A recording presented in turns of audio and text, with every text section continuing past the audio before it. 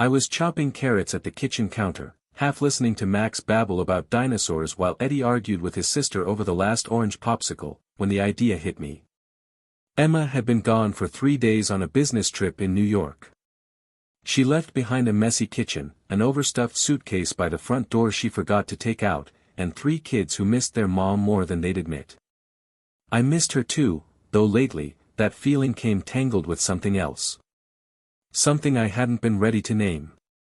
Still, when she called last night, all cheerful and upbeat about her meetings, she said if everything went well, she'd land a promotion.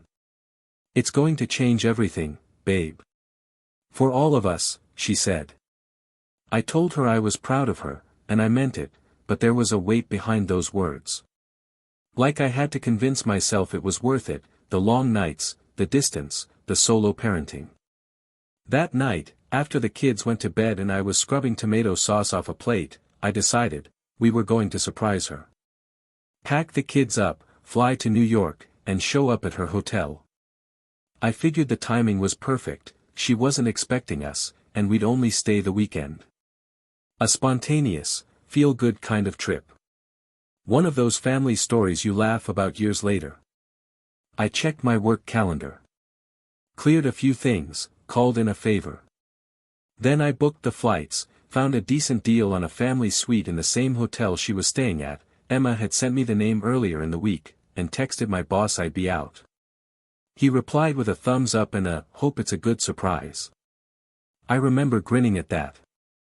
The kids were stoked when I told them. Max nearly burst from excitement, bouncing on the couch yelling, "We're gonna see Mom. We're gonna see Mom." It warmed me more than I'd expected. It felt like doing something right for once. That next morning, the flight was smooth, shockingly so considering I had 3 kids in tow. We had just enough time at the airport for breakfast sandwiches and a round of overpriced airport Legos. By the time we landed, the city looked like it had been freshly washed by rain. Clean pavement, glinting buildings. The kind of New York that made you believe in second chances. Our cab pulled up to the hotel just past noon. It was fancier than I'd imagined, sleek lobby, marble floors, a bar with moody lighting. The kind of place you dress up for, not roll into with a stuffed giraffe and juice boxes. At the front desk, I kept my voice low. "Hi, I'm looking for my wife, Emma Reynolds. She's here for a business trip." I was hoping to surprise her. The woman behind the counter smiled. "Oh, sure. Let me check," she typed something. "She's by the pool right now. Rooftop. Would you like me to call her?" "No," I said quickly, "that's okay. We'll go surprise her." I grabbed Max's hand and motioned for the others to follow. The elevator ride was filled with nervous energy. The kids speculated on what snacks she'd have in her room, how loud they'd shout, "Surprise." Max even rehearsed it a few times, like a little actor. And me? I was nervous, but in a good way. I imagined the moment over and over, her shocked face, the laughter, maybe even a few tears. Then we'd hug, order pizza, let the kids cannonball in the pool, and just be a family for a couple of days. Normal. Whole. But when those elevator doors opened onto the rooftop, something shifted. The laughter I heard wasn't casual or businesslike.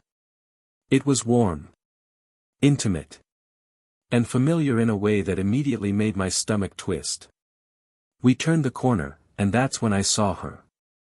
Emma. In a bikini I hadn't seen before, curled up on a lounge chair.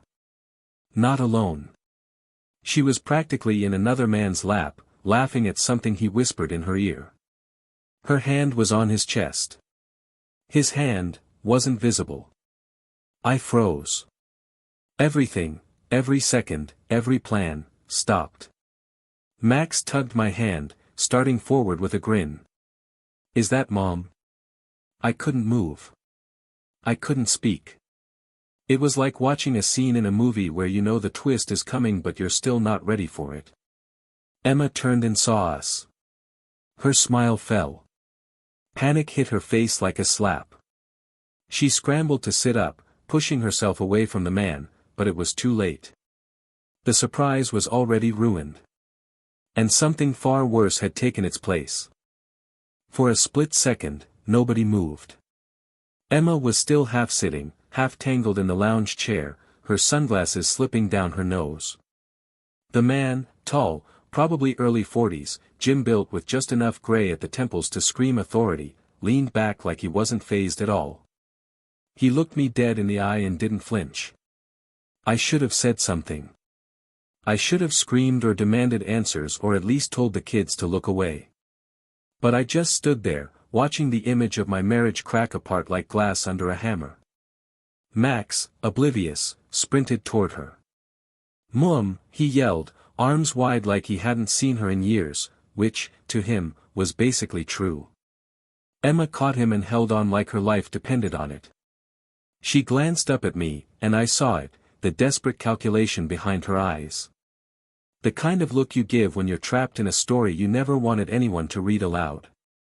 The other two kids followed, slower. Eddie, my oldest, clocked what was going on before I could stop him.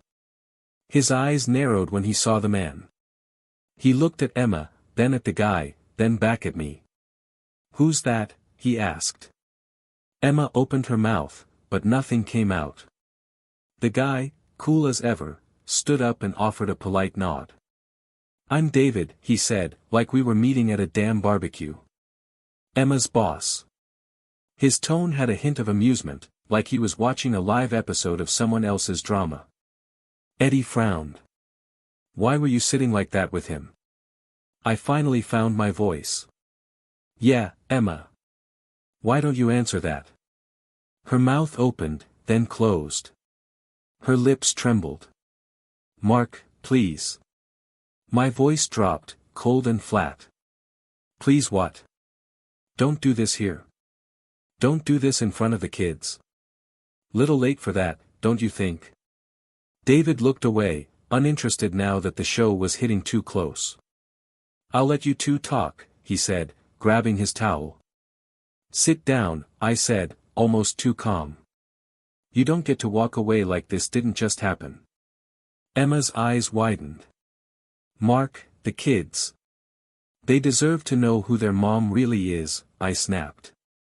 The kids stood frozen now, the energy drained from them like air out of a balloon. Max clung to Emma's side, confused. My daughter, Lily, barely whispered, "What's going on?" Emma looked like she was going to fall apart. "It's not what it looks like," she said, the cliché slipping out before she could stop it. "Oh, really?" I said, my voice rising. "Because from where I'm standing, it looks exactly like my wife is half naked in another man's lap, while I flew across the damn country with our kids to surprise her." She covered her face, and I saw the tears start. But I wasn't done. "Was this part of the business trip too?" I asked, looking at David. "The rooftop cocktails and bikini meetings?" David gave a small shrug. "She told me she was married," he said casually. "Didn't seem like it was a problem for her." Emma gasped. "Don't. You don't get to say that." He raised his hands like he was above all this. "I didn't force you to do anything, Emma." And just like that, he walked away. I watched him disappear through the glass doors, his footsteps echoing like a slow clap. Emma reached for me, still holding Max with one arm. "Mark, please, it wasn't supposed to." "No," I cut her off. Don't say it wasn't supposed to happen. Don't lie to me or the kids." Eddie's jaw was clenched. His hands were shaking, but he held Lily close, shielding her even though he didn't fully understand what he was protecting her from. "Why would you do this?" he asked her, voice barely above a whisper. She looked at him, and it broke something in her. "I didn't mean to," it started, God, I don't even know when. "I didn't think, I was under pressure, and he was there, and I." "You're lying," Eddie said. "You're always lying now." Emma crumbled, sinking to her knees by the lounge chair, still holding Max like he was the only part of this that wasn't broken. "I think maybe, for her," he was. But for me? That was the moment I stopped seeing her as my wife. I brought them here to surprise you, I said, my voice quiet now. I thought this would be a memory we'd all treasure. A fun family trip. Something real. But this is what you've been doing while we've been waiting for you to come home. She looked up, eyes rimmed red. It was a mistake. Stop calling it that, I said. You didn't trip and fall into his lap. She didn't speak again. I took a deep breath, looked at the kids, then back at her. You made your choice, Emma. Now I'm going to make mine. I didn't say another word after that. I just turned around and started walking, and the kids followed without hesitation. Not because I asked them to, but because they could feel it, something had shattered, and there was no putting it back together. Emma stood there, still crouched by the pool with Max in her lap. She called after me once, then again, louder, but I didn't stop. I didn't turn around. I couldn't. We took the elevator down in silence. I could feel the kids watching me, waiting for some kind of explanation, some adult confirmation that what they'd seen wasn't what it looked like. But I had nothing left to say. The weight of it all pressed down on my shoulders like wet cement. Once we hit the lobby, I asked the front desk for a cab. The receptionist looked confused, probably wondering why the family who had just checked in was suddenly rushing out like they were fleeing a crime scene. I didn't owe her an explanation either.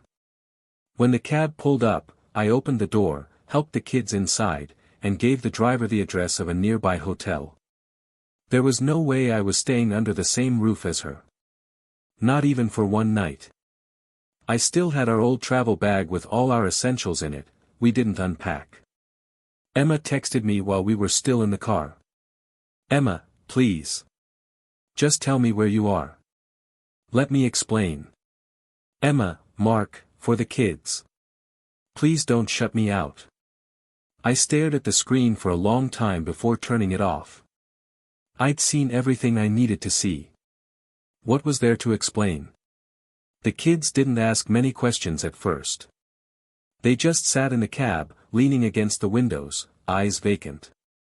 Eddie clenched his jaw so tight I thought he might break a tooth. Lily kept playing with the ends of her sleeves, a nervous habit she hadn't done in years. Max, sweet and clueless, finally asked, "Are we still going to surprise Mom?" Eddie turned to him slowly. "We did." That was all he said. At the hotel, I booked a room with 2 beds and a pull-out. It wasn't glamorous, but it was clean and quiet, and most importantly, it was far from Emma.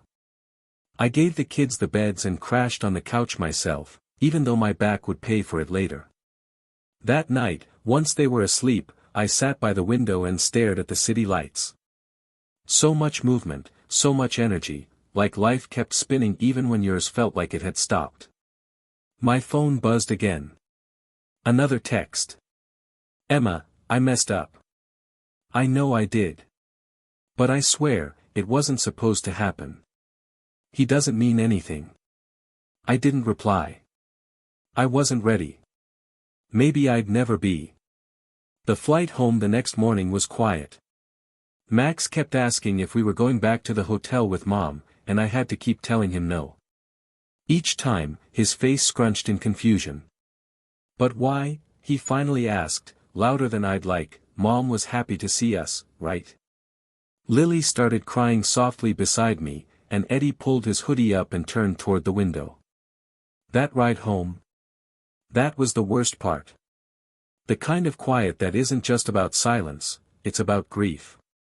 The kind that lets you know nothing is ever going to be quite the same. When we landed, I drove straight home, unpacked the bare minimum, and texted my sister. I needed help. She came over within the hour and took the kids to her place for the night. I told her just enough for her to understand the gravity, but not the details. Not yet. Alone in the house, I stood in the kitchen where the idea had first come to me. The carrots were still in the fridge. Untouched.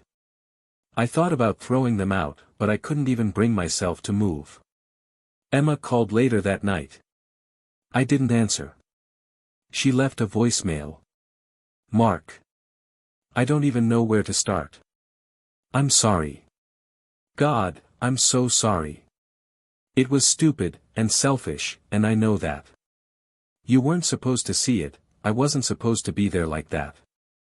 I lost myself in all of this. I thought I was doing it for the promotion, for the family. But maybe it was just for me. I'm not asking for forgiveness. I want to talk. Please. Let me try to fix this. I played it twice. Then I deleted it. The next morning, I met with a lawyer. It felt cold, robotic. Filling out paperwork while still half shocked, like I was signing off on someone else's life. But I knew what I wanted. Custody of the kids. The house. No drawn-out arguments or games. Just a clean break. I wasn't interested in revenge. I just wanted to protect what mattered. Emma called again that afternoon. I picked up. Mark, she breathed. Thank God.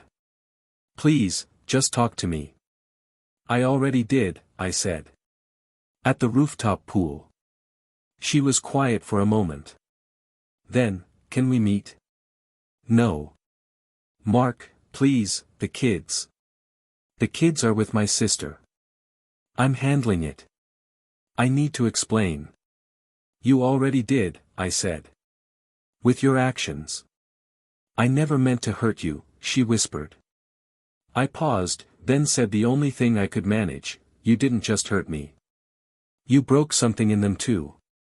Then I hung up. The divorce moved faster than I expected.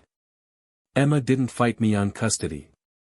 Maybe she knew she didn't have the ground to stand on, or maybe some part of her still cared enough to step aside.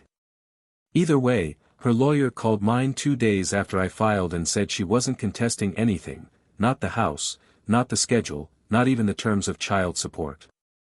She was gone from our lives before the ink dried. There were no grand gestures, no dramatic courtroom scenes. Just paperwork and quiet exits. She picked up a few of her things when I wasn't home, some clothes, her laptop, a box of cosmetics from the bathroom. She left behind her wedding ring on the nightstand. I didn't touch it. I told the kids the truth, as gently as I could. That mom wouldn't be living with us anymore. That some choices can't be undone. That it wasn't their fault, not in the slightest. They didn't say much. Kids are smart, smarter than we give them credit for. They'd seen enough on that rooftop to fill in the blanks. Max cried the first night. Asked if he could still see her. I told him I didn't know. That maybe one day, but for now, we had to stick together. Lily grew quiet, quieter than usual. She stopped playing piano for a while, stopped humming to herself when she drew. I found her one night in her room, holding a picture of the 5 of us from 2 years ago at the beach. She looked up at me and said, I don't think I want to go on vacations anymore.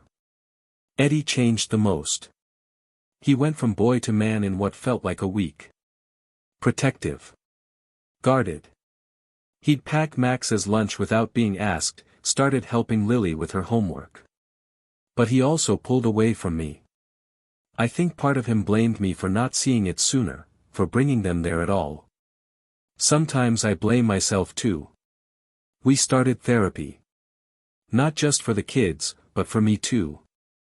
At first, it felt awkward, like peeling off old scabs just to look at the wounds. But over time, we started healing, slowly, unevenly, but healing all the same. Emma tried to reach out, a few times. Sent birthday cards. A couple of texts on holidays. Never demanding, always cautious, like she knew any wrong move would slam the door shut for good. I didn't stop her, but I didn't encourage it either. If the kids wanted to reply, I let them. Sometimes they did. Sometimes they didn't. I never answered her messages. I had nothing left to say. Word got around, of course. Our mutual friends, her family, even a few neighbors. Nobody ever said anything to my face, but I saw it, the awkward smiles, the pitying glances. One of her colleagues even sent me an email once, apologizing for not speaking up sooner. I didn't respond. I didn't need apologies from anyone but her, and even that had come too late. Emma's career took a hit. She didn't get the promotion. Rumor was that her boss, David, had been quietly transferred, and that there was talk of HR complaints from other coworkers. Whether she resigned or got pushed out, I never found out. All I know is she started freelancing, taking remote gigs, nothing stable. She asked to see the kids a few months later. I told her it would be up to them. Eddie said no. Lily wrote a letter instead. A long one. I never read it, but I mailed it for her. Max drew her a picture and asked me to send it. It was of our old house, all 5 of us, holding hands. That one hurt the most. A year passed. Then another. Life settled into a different kind of normal. I focused on the kids, on work, on rebuilding a home that didn't feel like it echoed anymore. I took the wedding photos down, but I didn't throw them out. I put them in a box in the attic. Some things don't need to be on display to still matter. Eventually, I started laughing again. At small things. A ridiculous story from Max Lily's sarcastic one-liners. The way Eddie finally rolled his eyes at my dad jokes like he used to. We were finding our way. One afternoon, I came home from work and found Max in the kitchen with Lily. He was coloring, she was helping him write, "Dad," in big letters on a card. No reason. No birthday. Just a random Wednesday. Just because, Lily said with a shrug, handing it to me. I read it. It was short. Sloppy handwriting. Smudged crayon. But perfect. You're the best dad ever. You never leave. That hit harder than I expected. I hugged them both, long and tight, and I realized that maybe, in some strange way, we were going to be okay. Not because we had all the answers. Not because the pain disappeared. But because we kept showing up for each other. Emma was a chapter that ended. The 3 of us. We were the story that kept going.